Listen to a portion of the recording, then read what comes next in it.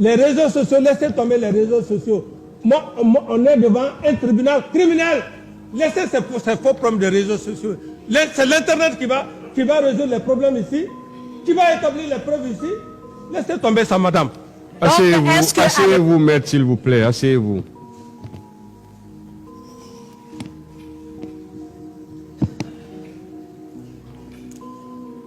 Continuez, madame.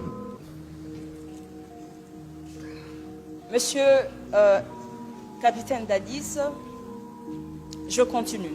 Et l'histoire me donne raison. Monsieur le Président. Ce que j'ai fait au palais du peuple, Oui. voilà le résultat. Merci, s'il vous plaît. Voilà le résultat. Ces jeunes qui étaient à l'université, Oui. c'est le résultat. C'est pour vous dire que Calmez-vous. le capitaine Dadis était un patriote. Donc laissez-moi. Monsieur le Président. Madame, maître, vous n'avez pas la parole, s'il vous plaît. Calmez-vous. Monsieur le Président. C'est le résultat qui fait aujourd'hui. Monsieur Camara. Ce jeune président. Monsieur Camara, calmez-vous. Je ne le regrette pas. J'ai dit que c'est la raison. Dieu m'a donné raison. Est-ce que je pouvais penser que ces jeunes-là pouvaient être devant moi? C'est le patriotisme. Dieu m'a donné raison. Si vous voulez mêler comme adresse cette affaire au palais du peuple, je ne le regrette pas. Parce que Dieu m'a déjà recommandé. Madame la procureure, s'il vous plaît. Monsieur Camara, calmez-vous. Vous n'avez pas intérêt à vous énerver. Je vous ai dit dès le début, c'est simple, quand on vous pose une question, vous avez le choix. Soit vous répondez par oui, par non, soit vous dites tout simplement que vous ne répondez pas. En ce moment, le tribunal aura la latitude d'apprécier. Mais si vous choisissez de répondre, le tribunal va vous laisser répondre. Mais là, ne vous énervez pas. Ne vous énervez pas. Madame la procureure, posez des questions qui vont dans le sens des faits ou qui peuvent aboutir au moins aux faits. Voilà. Donc, calmez-vous une fois de plus, Monsieur Camara. Et je vous informe que quand vous veniez au pouvoir, ce tribunal n'était pas encore à l'université.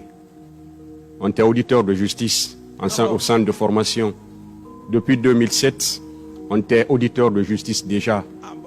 Donc, quand vous veniez au pouvoir, on était presque magistrat. On a même fini la formation. Voilà, merci, Monsieur le Président. C'est par rapport à... Continuez, madame, s'il vous plaît. Est-ce que vous croyez au rapport fourni par la commission d'enquête internationale? Je n'ai pas de réponse à cette question. Et surtout, s'il vous plaît, je vais faire une précision par rapport à la question précédente. Tout simplement vous rassurer que la justice guinéenne ou bien la magistrature guinéenne ne se sent pas du tout victime de votre régime. Que vous soyez rassurés de cela. Merci, Monsieur le Président.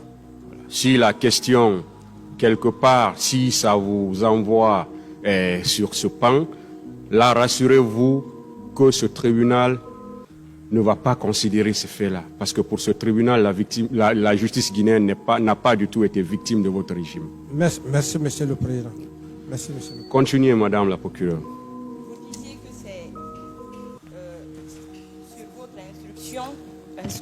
c'est sur votre instruction que la commission d'enquête internationale a été mise en place, a commencé à travailler par rapport au massacre. Donc j'aimerais savoir, est-ce que vous croyez au rapport rendu par cette commission? Madame, avec tout le respect que j'ai pour vous, je n'ai pas de question, je n'ai pas de réponse à cette question. J'en ai déjà parlé. D'accord, ok.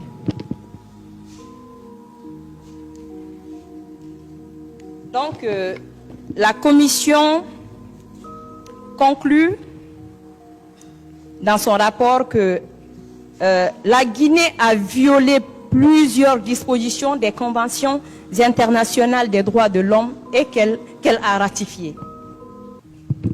Je n'ai plus de questions à ce niveau.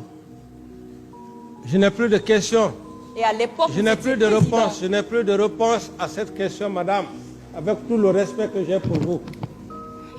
Je n'ai plus de réponse à cette question, madame, avec tout le respect que j'ai pour vous. J'en ai déjà parlé largement avec le procureur général.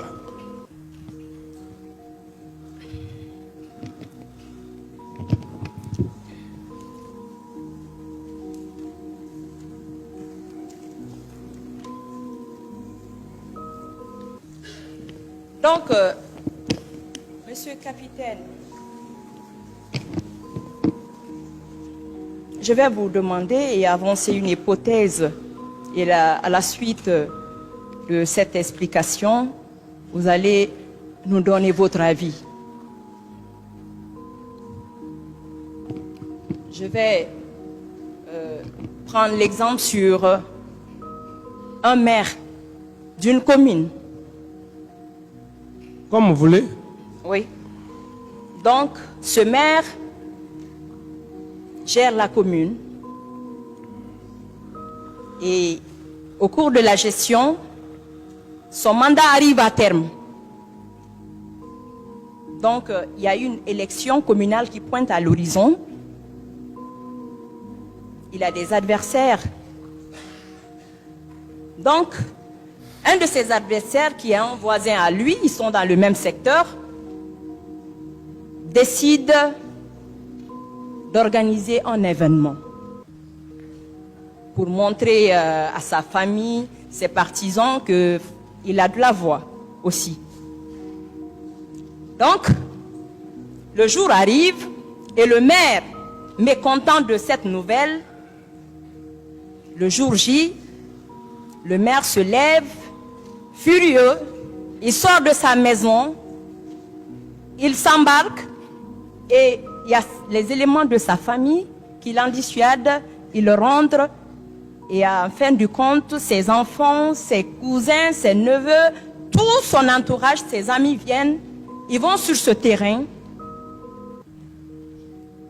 ils exercent des violences verbales, physiques. Vous pouvez poser la question maintenant, madame. Oui, allez, attendez, monsieur, s'il vous plaît, permettez-moi. Donc, une enquête est ouverte. Selon vous, ce père de famille, ce maire qui a décidé d'aller sur ce terrain, est-ce qu'il sera impliqué dans cette affaire? Je vous demande. Madame, j'estime que moi, je n'ai pas fait le droit pénal. Hein. Je n'ai fait que... je suis amateur à l'époque avec Maître Sidram. Mais je me pose clairement, votre question n'est pas en rapport avec la fonction d'un professionnaliste en tant que pénaliste. Donc vous avez décidé d'aller au stade. C'est pas pénal, madame. Qui a porté le flanc? Non, je dis que je ne réponds plus à votre... C'est pas pénal, c'est pas professionnel. C'est pas professionnel. C'est pas professionnel. C'est bon. Voilà. Monsieur le Président, je demande juste une suspension de quelques minutes, s'il vous plaît.